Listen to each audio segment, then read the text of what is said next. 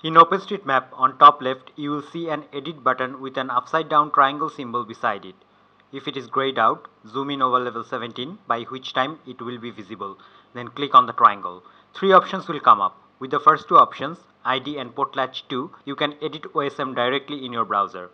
For the third option, you will need to download and install either JOSM or Marketer.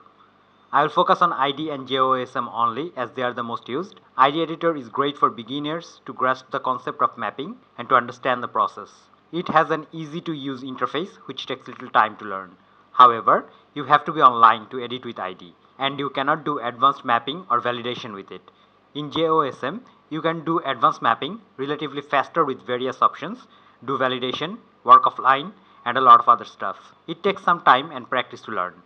It also has a number of great plugins which extend its functionalities, making it a very useful map editor.